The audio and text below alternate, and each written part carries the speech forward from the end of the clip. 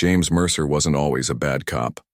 When he first pinned on his badge at the Riverdale Police Department 15 years ago, he stood tall and proud, eager to serve and protect. His family had beamed with pride at his graduation ceremony from the police academy. His father, a factory worker who had raised 3 kids on a tight budget, had tears in his eyes that day. But something changed in Mercer over the years. Maybe it was the daily grind of seeing the worst of humanity, or maybe the bitterness had always been there, hiding beneath the surface. His fellow officers noticed how his attitude shifted, especially toward certain neighborhoods and certain people. "You gotta be careful in that part of town," he'd say during shift briefings, a particular edge to his voice when describing residents in predominantly minority areas. At first, people wrote it off as typical cop cynicism. Later, they'd remember these comments differently. Mercer patrolled the Eastern District of Riverdale, an area with aging apartment complexes and small businesses struggling to stay afloat. The neighborhood had seen better days. Storefronts with security grates stood beside family-run restaurants that had been there for generations. Kids played basketball in cracked courts, and elderly residents sat on porches watching the world go by. It started small. Mercer would pull someone over for a broken taillight or rolling through a stop sign. Nothing unusual about that. It was part of the job. But then came the comments, the lingering hand on his weapon, the way he'd lean into the car window, "Die. Little too close. You know, this could be serious trouble for you," he'd say, his voice dropping low as he glanced at his body cam, making sure it was turned off. License suspended, maybe even jail time. And there it was. The pause. The implication. "Maybe we can work something out right here, save everyone some paperwork." The first time someone handed him cash, Mercer felt a twinge of something. Guilt, maybe, or fear. But that feeling faded quickly, replaced by a sense of power. These people were afraid of him. They needed his mercy. And if they had to pay for it, well, wasn't that just the way the world worked? He was careful at first, picking his targets wisely. People who might have a reason to avoid police attention. People who might not complain. People who wouldn't be believed if they did. There was the young man delivering food who couldn't afford another ticket on his already spotty driving record. The woman with expired registration who was already working 2 jobs to make ends meet. The college student who couldn't risk any trouble affecting his scholarship. Mercer's bank account grew. Nothing suspicious enough to raise flags. Just enough extra cash for a nicer watch, better whiskey, weekend trips with women who weren't his wife. At the station, Mercer maintained his reputation. He was punctual, filed his reports on time, and never caused administrative headaches. If he was a little rough around the edges, well, that was just part of being effective on the streets. His arrest numbers were good, and his supervisors rarely received complaints, and when they did, the complainants often failed to follow through. "You know how it is," his sergeant would say during performance reviews. "People will say anything to get out of trouble." And so it went for years. A shadow system of fear and exploitation, all hidden behind a badge that was supposed to represent justice. What Mercer didn't know was that his actions had not gone unnoticed. The complaints that seemed to disappear didn't actually vanish. They formed a pattern. A convenience store owner had secretly recorded Mercer suggesting that a donation to the policeman's ball would make his parking violations disappear. A college student had told her professor about the officer who made her pay $200 cash to avoid arrest for a broken taillight. A church deacon had finally spoken up after watching Mercer target the same group of young men week after week. Separately, these incidents might have been dismissed. Together, they painted a disturbing picture. In the downtown office of the FBI, these reports landed on the desk of Supervisor Helen Thompson. With 30 years of experience investigating public corruption, Thompson had seen it all. But something about this case got under her skin. "It's not just the money," she explained to her team during their initial briefing. "It's the targeting. Look at the demographics of his victims. This isn't random. This is systematic." The team pored over the data, mapping Mercer's patrol patterns against complaint locations. They reviewed traffic stop statistics, arrest records, and body cam footage. when it existed. Too often, Mercer's camera seemed to malfunction at convenient moments. We need someone on the inside, Thompson decided. Someone who fits the profile of his usual targets, someone he'll underestimate. That someone was Darius Johnson, a 5-year veteran of the FBI with experience in undercover operations. Johnson had grown up in a neighborhood not unlike East Riverdale. Before joining the Bureau, he'd worked as a public defender, seeing firsthand how the system could be twisted against those it was meant to protect. Your background will be as a small business owner, Thompson explained. You've just opened a mobile phone repair shop in Mercer's patrol area. You've got a clean record, but you're driving a car that's nice enough to suggest some money, but not flashy enough to seem out of place. Johnson nodded, absorbing the details. And my connection to the area? You're moving your mother closer to you. She has health issues, and you want her nearby. That gives you a reason to be driving around looking at apartments. The team spent weeks building Johnson's cover identity. They rented a small storefront and set up a legitimate-looking phone repair business. They created social media profiles with a history stretching back years. They even arranged for mail to be delivered to his cover address. Johnson himself studied Mercer's patterns meticulously. He learned which routes the officer typically drove, at what times, and which infractions seemed to trigger his stops most often. The FBI technical team equipped Johnson's vehicle with hidden cameras and microphones, designed to capture every interaction from multiple angles. Remember, Thompson cautioned during their final briefing, your safety comes first. If, at any point you feel this is escalating dangerously, we abort. We can always try again another day.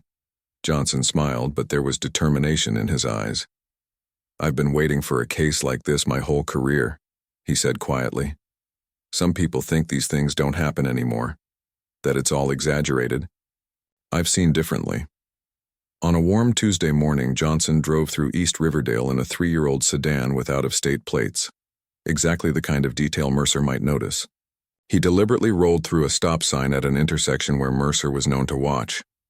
In his rearview mirror, Johnson saw the police cruiser pull out.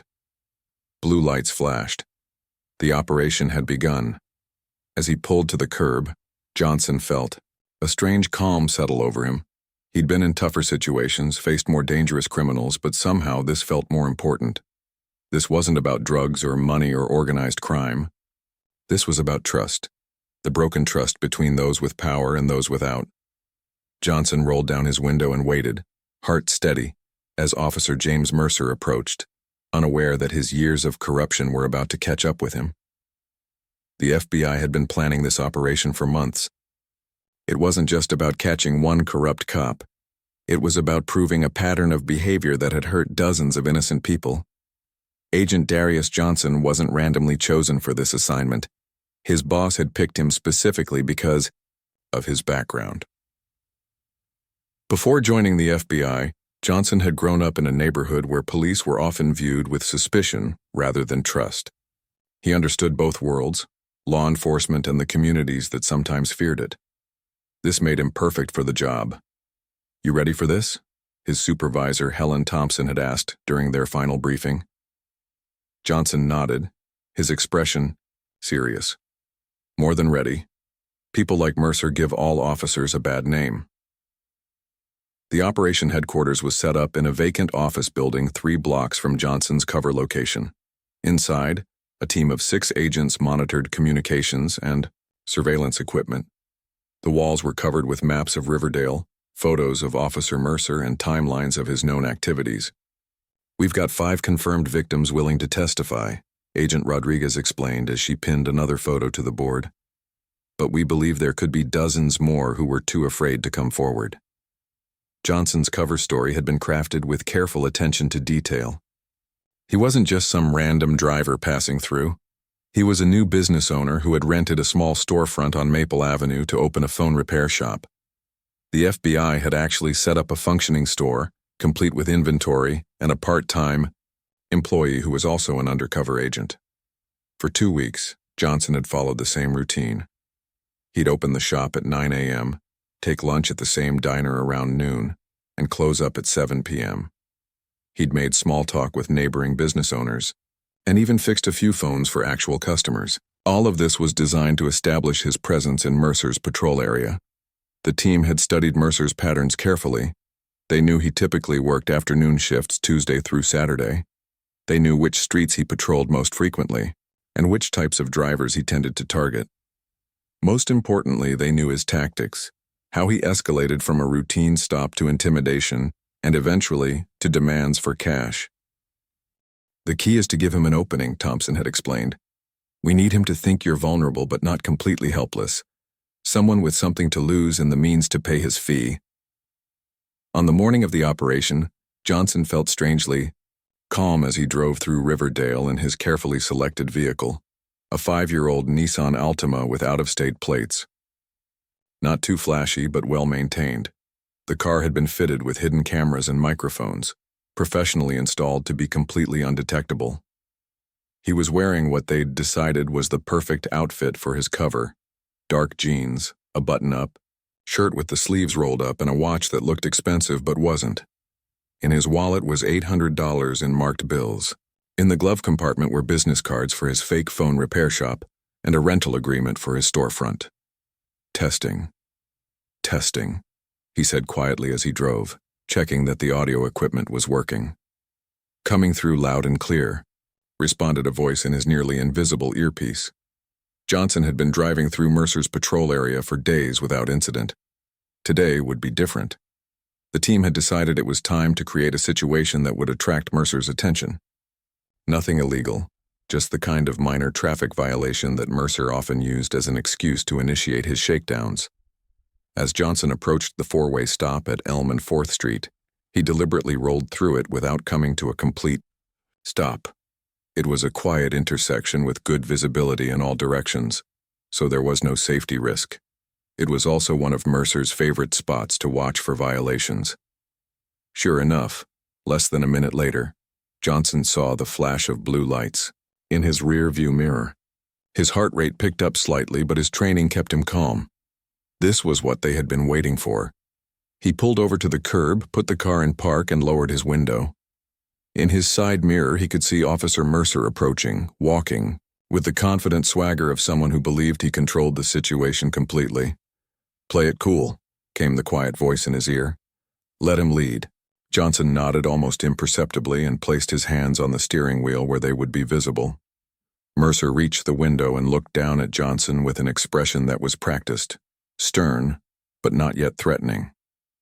"License and registration," he said, not bothering with any greeting.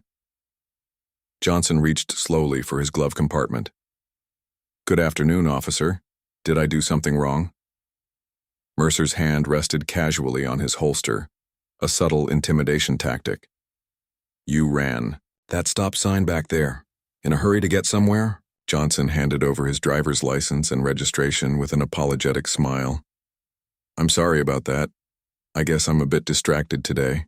I'm trying to get my new business up and running, and there's a lot on my mind." Mercer studied the documents, noting the out-of-state license. This was exactly the kind of detail he looked for.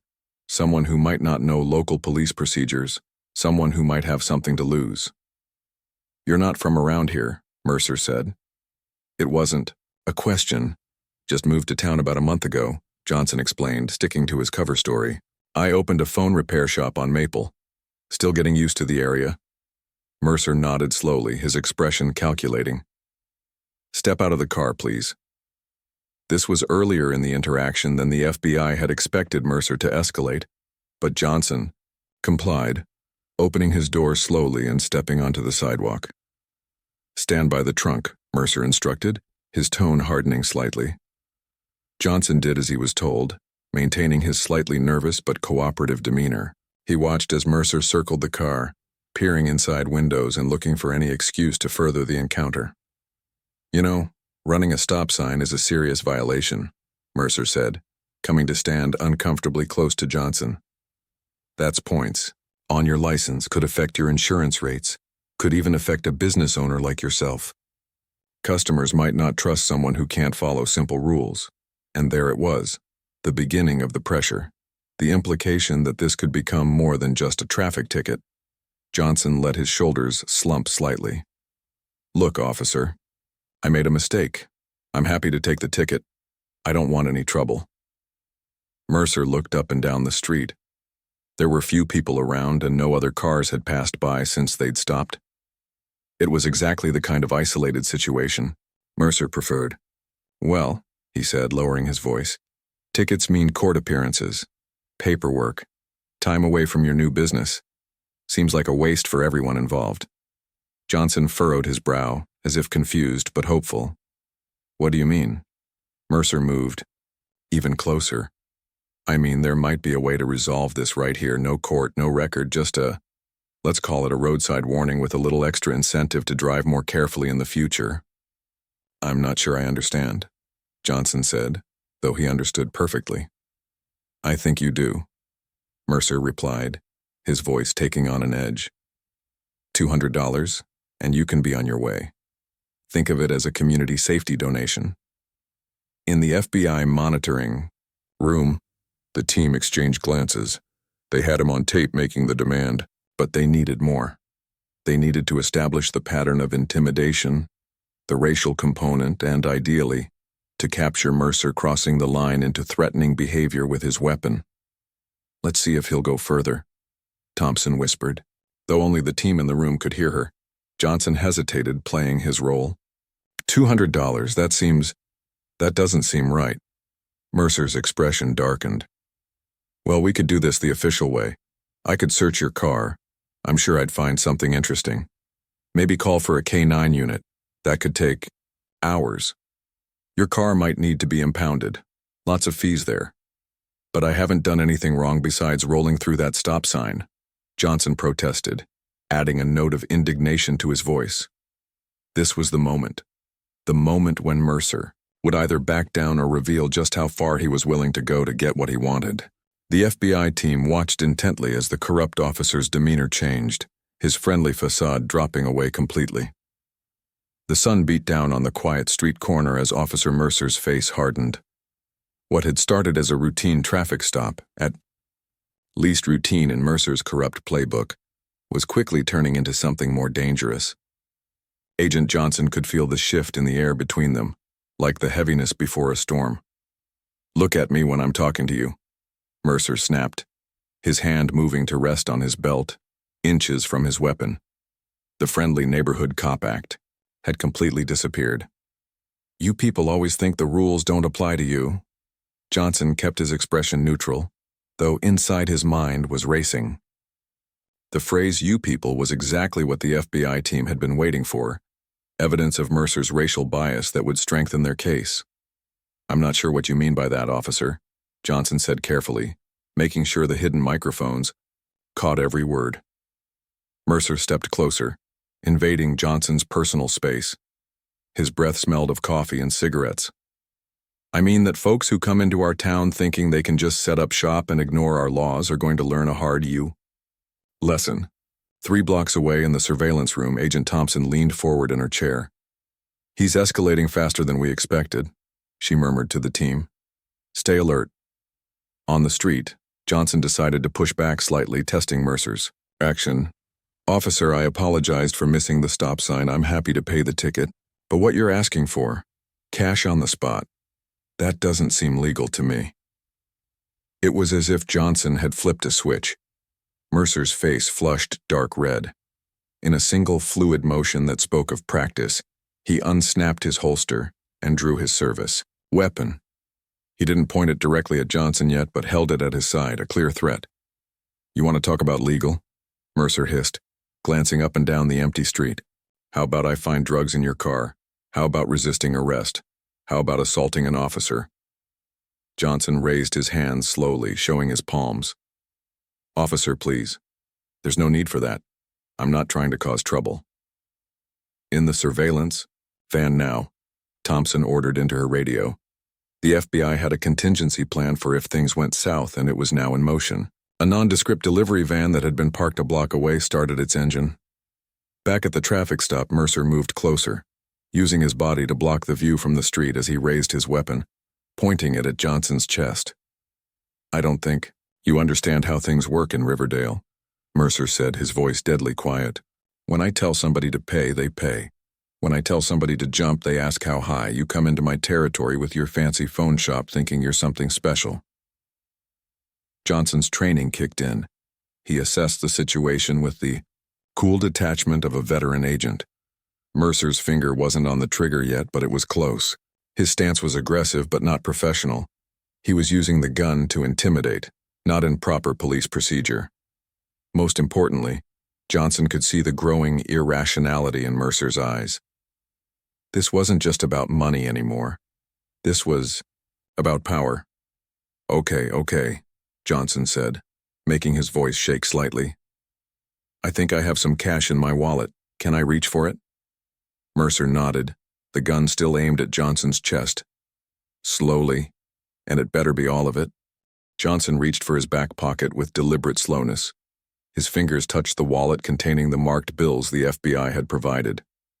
This was the evidence they needed, Mercer demanding cash at gunpoint, with clear racial animus in his words. But Johnson also knew that the situation had become truly dangerous. Corrupt cops who felt cornered were unpredictable. "I've got about $400, Johnson said, pulling out the wallet. "Please, just take it and let me go." "All of it," Mercer repeated, his eyes cold. "And your watch, too." This wasn't part of Mercer's usual pattern.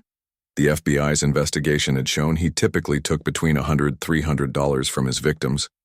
The demand for the watch suggested he was becoming more brazen, or more desperate.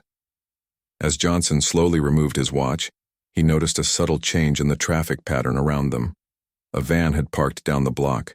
A jogger had appeared across the street. These weren't random citizens, they were FBI agents moving into position for an arrest. "Here," Johnson said, holding out the cash and watch. "Please, I won't say anything to anyone." Mercer reached for the money with his free hand, the gun still trained on Johnson. "That's right, you won't. Because if you do, next time it won't be a friendly conversation. There are a lot of empty warehouses down by the river. People get lost. Down there all the time." It was a direct threat, another piece of evidence to add to the case.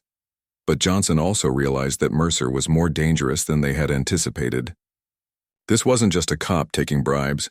This was a man who had completely abandoned his oath to serve and protect. "I understand," Johnson said quietly. Mercer snatched the cash and watch, quickly pocketing both. "Now get back in your car and drive away. Don't stop until you're back at your shop. And remember, I know where to find you." Johnson nodded, taking a step toward his car. But before he could reach for the door handle, Mercer grabbed his arm roughly.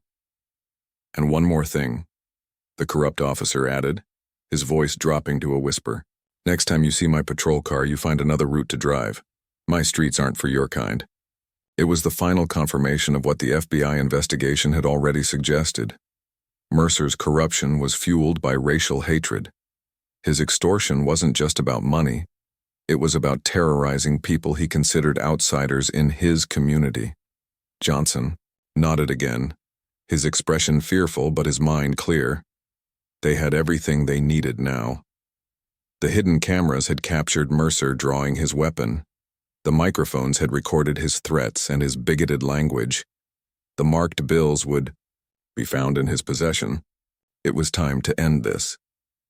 As Johnson reached for his car door, he subtly touched his ear, activating his communication device. "Green light," he said, barely above a whisper. The response was immediate and overwhelming.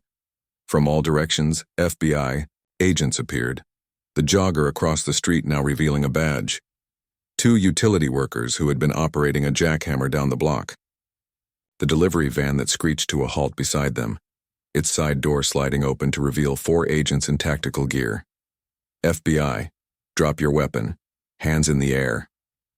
The commands came from all directions at once. For a moment, time seemed to freeze. Johnson could see the shock on Mercer's face, the disbelief, the realization, and then the fury. For a terrible second, Johnson thought Mercer might actually try to use his weapon. "Don't do it," Johnson said quietly, dropping the frightened act as he pulled out his own badge. "It's over, Mercer." Perhaps it was the overwhelming force surrounding him. Perhaps it was the sudden understanding that he'd been caught in a sting operation. Whatever the reason, Mercer's survival instinct finally overcame his rage. He slowly placed his gun on the ground and raised his hands. Two agents moved in swiftly, securing the weapon and placing Mercer in handcuffs. As they recited his rights, the corrupt officer stared at Johnson with pure hatred. "You set me up," he spat. "You have no idea who you're dealing with. I've got friends in this department." Johnson watched calmly as Mercer was led to an unmarked FBI vehicle. "Actually," he replied, "we know exactly who we're dealing with. That's why we're here." Agent Thompson approached, nodding approvingly at Johnson. "Good work. We got everything we needed and more." "He's more dangerous than we thought," Johnson observed, watching as Mercer was placed in the back of the car. "Those threats weren't just for show. He meant them." Thompson nodded grimly. "That's why this case is so important. It's not just about the money he extorted. It's about the terror he inflicted. No badge should ever be used as a weapon against the people it's meant to protect." As the FBI team efficiently processed the scene, collecting additional evidence from Mercer's patrol car, Johnson couldn't help but think about all the people who had suffered under Mercer's corrupt authority. People who had been pulled over for minor infractions or no infraction at all, and forced to pay to avoid trumped-up charges. People who had lived in fear in their own neighborhood because of one man who had betrayed his oath. "We'll need to find his other victims," Johnson said. "The ones who were too afraid to come forward before." Thompson nodded. "With him in custody and facing federal charges, I think we'll find people more willing to talk. This isn't just about putting one corrupt cop away. It's about restoring trust." As they walked away from the scene, Johnson glanced back at Mercer sitting in the FBI vehicle. The corrupt officer's face was a mask of anger and disbelief. For 15 years, he had abused his power, targeted innocent people, and lined his pockets with money extorted through fear and prejudice. He had believed himself untouchable, but not anymore. Today, the shield he had hidden behind had been stripped away. Today, justice had finally caught up with Officer James Mercer. The news of Officer Mercer's arrest spread through Riverdale like wildfire. People gathered in small groups on street corners, in barber shops, and at bus stops, all talking about the corrupt cop who had finally been caught. For many residents, especially those in the neighborhoods Mercer had targeted, there was a mixture of relief, vindication, and lingering disbelief. "I heard they found thousands of dollars hidden in his locker at the station," said a barber as he trimmed a customer's hair, the buzz of his clippers punctuating his words. "My cousin told me the FBI had been watching him for months," replied an elderly man waiting for his turn in the chair. "Said they had videos of him shaking down at least a dozen people." Not everyone was convinced that justice would actually be served, though. Riverdale had seen its share of scandals before, and too often those with badges and connections seemed to find a way to escape serious consequences. "They'll just transfer him to another department," a woman said skeptically as she rang up groceries at the corner market. "You watch. These things always get swept under the rug." Inside the federal building downtown, the reality was far different from the rumors circulating on the streets. In a conference room with no windows, FBI agent Darius Johnson sat across from two federal prosecutors, laying out the evidence they had gathered against Officer Mercer. "We have him on multiple federal charges," said Prosecutor Chen, a serious woman with reading glasses perched on her nose. "Civil rights violations under color of law, attempted extortion, assault on a federal officer, use of a firearm during a crime of violence. And we've got it all recorded," Johnson added, pushing a folder across the table. "High-quality audio and video from multiple angles. There's no ambiguity about what happened." The second prosecutor, a veteran named Williams who had been trying federal cases for 20 years, nodded as he flipped through the transcripts. "The racial component makes this particularly serious," he noted. "The language he used, the pattern of targeting specific neighborhoods and specific drivers. We can establish a clear pattern of discriminatory enforcement." Johnson leaned forward. "What concerns me is his network within the department. During his arrest, he made comments suggesting he has friends who might interfere with the case." Chen nodded, making a note on her legal pad. We'll need to investigate the entire precinct. If Mercer was operating this scheme for years, it's hard to believe nobody knew about it. Some of them definitely knew, Johnson said firmly. Whether they were actively participating or just looking the other way, we need to find out. While the federal team built their case, Mercer was being processed at the detention center. The irony wasn't lost on the corrections officers, a cop on the other side of the bars. They followed protocol to the letter, knowing this high-profile detainee would be looking for any procedural errors to use in his defense. Mercer remained defiant during booking, refusing to answer questions without his lawyer present. The smirk never left his face, even as they took his fingerprints and mugshot. It was the expression of a man who still believed the system would protect him, as it had for 15 years. His confidence began to crack only when his attorney, a pricey defense lawyer named Richard Hoffman, visited him in the holding cell. "It's bad, James," Hoffman said bluntly, loosening his silk tie as he sat across from his client. "Really bad.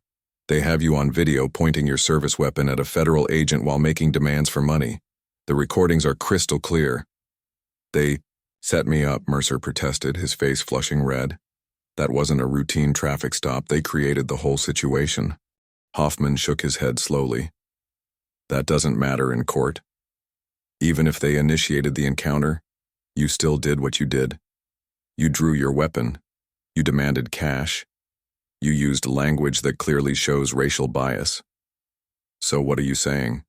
Mercer asked, his voice growing quiet. "I'm saying we need to consider a plea deal," Hoffman replied, folding his hands on the table.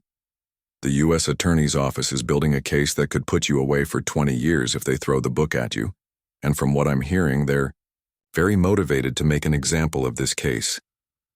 The news hit Mercer like a physical blow. 20 years. He would be an old man when he got out. His children would be grown. His life as he knew it would be over. "What about my friends on the force?" he asked, lowering his voice. "Don Jenkins is a captain now. He owes me. And the union—" Hoffman cut him off with a sharp gesture. "Listen to me very carefully, James. This isn't a departmental investigation that your buddies can make disappear. This is federal. The FBI doesn't care about your connections in the local police department, and the police union isn't going to stick their neck out for an officer caught on video committing multiple felonies while spouting racist remarks." For the first time, real fear showed in Mercer's eyes. The reality of his situation was finally sinking in. As Mercer faced this new reality, the FBI's investigation was expanding. Armed with search warrants, agents descended on Mercer's home, his locker at the police station, his personal vehicle, and his bank accounts. What they found painted a picture of corruption far more extensive than even they had suspected. In a safe hidden in Mercer's garage, agents discovered over $43,000 in cash, much of it sorted into envelopes with dates and locations written on them, his own crude bookkeeping system. They found 3 unregistered firearms and a notebook containing what appeared to be a list of regular contributors, citizens who paid him monthly to avoid harassment. At the station, Mercer's locker yielded more evidence. A second phone he used to contact his victims, a set of brass knuckles illegal in their state, and a collection of driver's licenses and ID cards he had apparently confiscated and never returned. The financial investigation revealed suspicious cash deposits going back at least 7 years, totaling well over $200,000 that couldn't be explained by his police salary.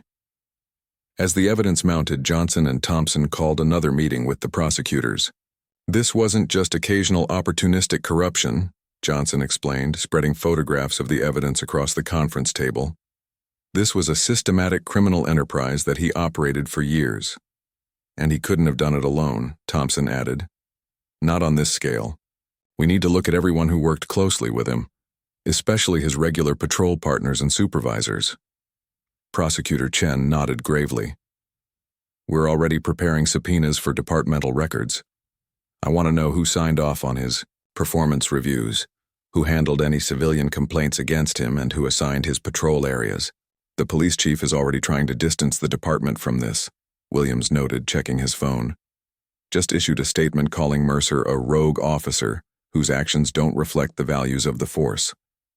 Johnson couldn't help but scoff. Convenient. After 15 years of looking the other way. As the investigation expanded, something unexpected began to happen in Riverdale. People started coming forward. It began with a trickle. 3 former victims who contacted the FBI tip line after seeing Mercer's arrest on the news. Then 5 more. Then a dozen. By the end of the week, over 30 people had come forward with stories of being extorted by Officer Mercer. They were diverse in age, profession, and background, but their stories followed a strikingly similar pattern. Minor traffic stops escalated through intimidation into demands for cash, often accompanied by racial slurs and threats of violence or trumped-up charges. A community meeting was organized at the East Riverdale Community Center. What was expected to be a small gathering turned into a standing room-only event, with people lining the walls and spilling out into the parking lot. Agent Thompson addressed the crowd, her voice steady and reassuring. "We want to hear your stories," she told them. "Every single one matters. What happened to you was wrong, and we are committed to holding all responsible parties accountable." An elderly man stood up, leaning heavily on his cane. "I've lived in this neighborhood for 47 years, he said, his voice shaking slightly. "Been pulled over by Officer Mercer at least 6 times. Each time he'd say the same thing, that an old man like me wouldn't want to spend a night in jail, that he could make that happen if I didn't pay him." A young woman raised her hand next. "He took my entire paycheck last month," she said, fighting back tears. "I'm a single mom. That was rent money. When I tried to explain, he said he'd call child services if I didn't contribute to his retirement fund." One by one, people stood and shared their experiences. Some had been victimized only once. Others had been targeted repeatedly over years. Some had lost a few $100s. Others had been forced to hand over thousands.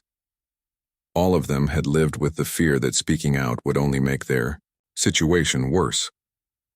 As Johnson listened to the testimonies, he felt a complex mix of emotions: anger at the system that had allowed this to happen, satisfaction that Mercer had finally been caught, and a deep sense of responsibility to these people who had suffered for so long without justice. After the meeting, a young man approached Johnson in the parking lot. "My brother tried to report him 3 years ago," he said quietly. "Went to the station with a recording and everything. 2 days later, he got pulled over again. Mercer smashed his phone, said next time it would be his face. We got the message." Johnson nodded grimly. "And the department? What did they do about the complaint?" The young man gave a bitter laugh.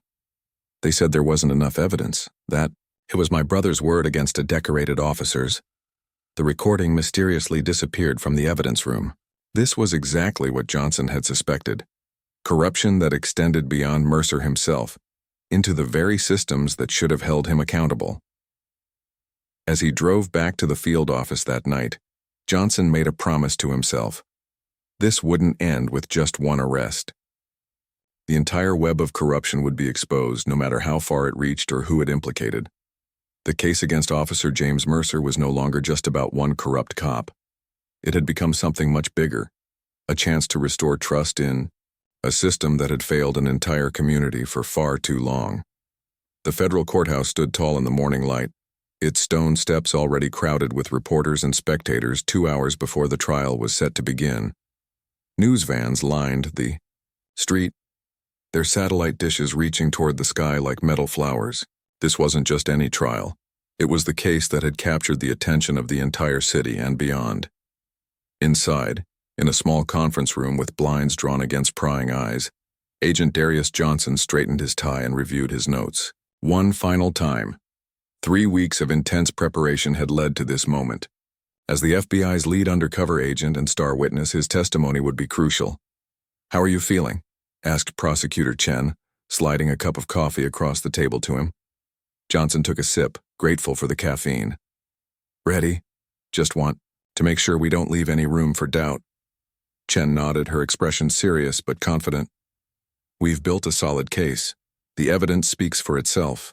But Mercer's attorney is going to try to paint you as the aggressor, claim you entrapped him, provoked him, maybe even that you had some personal vendetta." "Let him try," Johnson replied. "The recordings show exactly what happened. No editing, no tricks. just Mercer being Mercer. Down the hall in another conference room, Officer James Mercer sat with his defense attorney. Gone was the police uniform he had hidden behind for 15 years. Today he wore a conservative Navy suit that his lawyer had selected, part of their strategy to present him as a respectable civil servant rather than a corrupt cop. "Remember what we discussed," Hoffman was saying, his voice low and urgent. "You were under tremendous stress. Budget cuts meant more work with less backup. You'd received threats from gang members in that neighborhood. You felt your life was in danger during that traffic stop." Mercer nodded mechanically, but his eyes were distant. The confidence that had carried him through years of corruption had evaporated in the face of the overwhelming evidence against him. The prosecution had recordings, financial records, testimony from dozens of his victims, and even statements from fellow officers who had finally broken their silence. "Are you listening to me, James?" Hoffman pressed, tapping the table sharply. "The jury needs to see remorse when you take the stand." "If I take the stand," Mercer corrected, his voice flat. "You said yesterday it might be better if I didn't testify." Hoffman sighed, rubbing his temples. "I'm still weighing our options. The prosecution's case is strong. Putting you on the stand opens you up to cross-examination, and frankly, you haven't been very convincing in our practice sessions." A knock at the door interrupted them. A court officer poked his head in. "They're ready to begin seating the jury." As both sides made their way to the courtroom, the hallways buzzed with activity. Court officers created a path through the crowd, keeping reporters at bay. Among those waiting to enter were many of Mercer's victims, people who had lived in fear of him for years and were now determined to see justice done. An elderly woman clutched her grandson's arm for support as they found seats in the gallery. 3 months earlier, Mercer had taken her Social Security money during a traffic stop, leaving her unable to pay for her blood pressure medication. A middle-aged man in a delivery uniform sat rigidly, his eyes never leaving Mercer as the defendant took his seat at the defense table. Mercer had targeted him repeatedly over the course of 2 years, taking thousands of dollars with threats of planting evidence if he didn't pay. Judge Howard Powell entered the courtroom, his robes swishing as he climbed the steps to the bench. At 68, Powell had a reputation for running a tight courtroom and showing little patience for legal theatrics. "This court is now in session," the bailiff announced, bringing the murmuring crowd to silence. The jury selection process took the entire first day. Hoffman fought to exclude anyone with negative experiences with law enforcement, while Prosecutor Chen worked to build a diverse jury that represented the community Mercer had terrorized. By the time opening statements began on the second day, both sides had settled on 12 jurors and 2 alternates, a cross-section of Riverdale's population, from a retired schoolteacher to a young software developer, from a grocery store manager to a nurse practitioner. Prosecutor Chen approached the jury box, her steps measured and confident. She didn't need notes for this. She had internalized every detail of the case against James Mercer. "Ladies and gentlemen of the jury," she began, her voice clear in the hushed courtroom. "This case is about trust, the sacred trust placed in those who wear a badge and carry a gun in service to our community. Officer James Mercer violated that trust in the most profound way possible. He didn't just break the law, he weaponized it against the very people he swore to protect." Chen walked slowly in front of the jury, making eye contact with each member. "Over the next 2 weeks, you will hear evidence that will shock you. You will see video of the defendant pointing his service weapon at an FBI agent while demanding cash. You will hear audio of him using racial slurs and threatening violence. You will see financial records showing unexplained cash deposits totaling hundreds of thousands of dollars. And you will hear testimony from dozens of citizens who lived in fear of this man for years." She paused, letting her words sink in. "This is not a case about one bad traffic stop or one moment of poor judgment. This is about a systematic criminal enterprise operated by a man who abused his badge, his gun, and his authority to prey on the people of this city. The evidence will show, beyond any reasonable doubt, that James Mercer is guilty of all charges." When it was the defense's turn, Hoffman took a different approach. Where Chen had been direct and forceful, he was sympathetic and reflective. "My client made mistakes," he acknowledged, spreading his hands in a gesture of candor. "Serious mistakes that he deeply regrets. But before you judge him, I ask you to consider the context. Officer Mercer served this community for 15 years, often in the most dangerous neighborhoods, dealing daily with the worst of human behavior." Hoffman paced slowly, his voice growing softer, so the jurors had to lean forward to hear him. "Police work changes a person. The constant stress, the trauma, the split-second life-or-death decisions. Officer Mercer developed unhealthy coping mechanisms. He crossed lines he should not have crossed. But he is not the monster the prosecution wants you to believe he is." The opening statement set the tone for what would become one of the most closely watched trials in the city's history. For the next 10 days, the courtroom became a battlefield of evidence and testimony, of legal arguments and emotional appeals. The prosecution built their case methodically, starting with the FBI operation that had finally caught Mercer in the act. Agent Johnson took the stand on the third day, describing in detail how the sting had been set up and what had happened during that fateful traffic stop. "At what point did you begin to fear for your safety?" Chen asked. Johnson leaned toward the microphone. "When he drew his weapon. Up until then, it was just corrupt behavior, demanding money, making threats. But when he pulled that gun, his whole demeanor changed. I genuinely believed he might use it." The courtroom watched in stunned silence as the prosecution played the recordings of the encounter. The video showed Mercer's transformation from professional officer to threatening criminal with chilling clarity. His voice, filled with racial animus as he demanded money at gunpoint, echoed through the courtroom. Several jurors flinched visibly when Mercer could be heard saying, "My streets aren't for your kind." One elderly juror shook her head in dismay.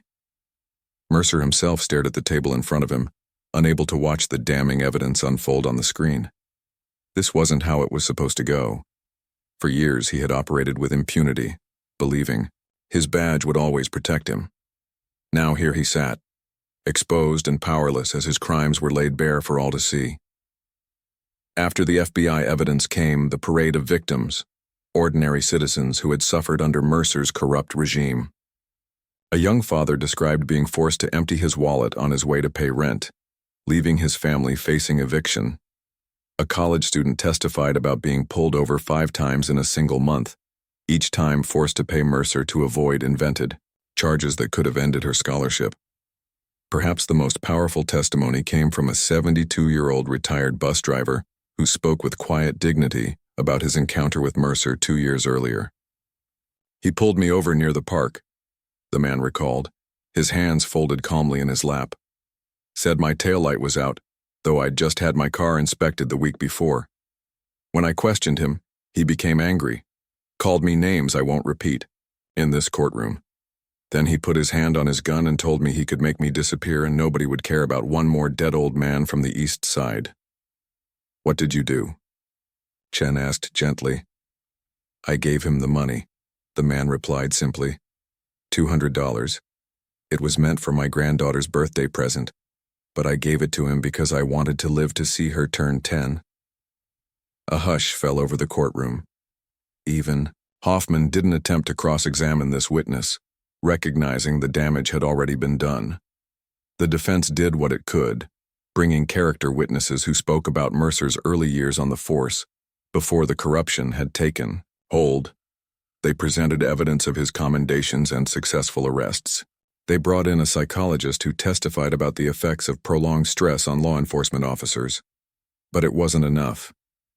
The evidence was too overwhelming, the testimony too consistent and compelling. After 12 days of trial, the case went to the jury. They deliberated for just 7 hours before reaching their verdict. As Judge Powell read the jury's decision, guilty on all counts, a collective exhale seemed to pass through the courtroom. Justice so long delayed had finally arrived. At the sentencing hearing 2 weeks later, Mercer finally spoke publicly for the first time. Gone was the arrogant officer who had terrorized a community. In his place stood a broken man facing years in federal prison. "I betrayed my oath," he admitted, his voice barely audible. "I betrayed the community I was supposed to serve. There's nothing I can say to undo the harm I've caused." Judge Powell wasn't moved by this last-minute display of remorse. "Mr. Mercer," he said, his voice stern, "you used your badge as a weapon and your authority as a shield for criminal behavior. You targeted citizens based on their race. You instilled fear in the very community you swore to protect. And you did this not once in a moment of weakness, but systematically over many years." The sentence, 8 years in federal prison, followed by 3 years of supervised release, was announced to a silent courtroom. It was less than the maximum possible, but more than many corrupt officers had received in similar cases. As Mercer was led away in handcuffs, Agent Johnson watched from the back of the courtroom. This case had consumed a year of his life, but the result made every moment worth it. This wasn't just about putting one corrupt cop behind bars. It was about sending a message that no one was above the law, especially those entrusted to enforce. And outside the courthouse, as reporters clamored for statements, Johnson slipped away quietly. His work here was done, but he knew it was just one step in the longer journey toward rebuilding trust between law enforcement and the communities they served. Real change would require more than one conviction. It would demand accountability, transparency, and a fundamental recommitment to justice for all. In East Riverdale, as news of the sentence spread, people gathered in the same community center where they had first come together to share their stories. There were tears and hugs, relief and vindication. For many, this marked the first time they had seen the system work for them rather than against them. "It's a beginning," the elderly community leader told the gathering, his voice strong despite his years. "Just a beginning, but today at least we can say that justice was done."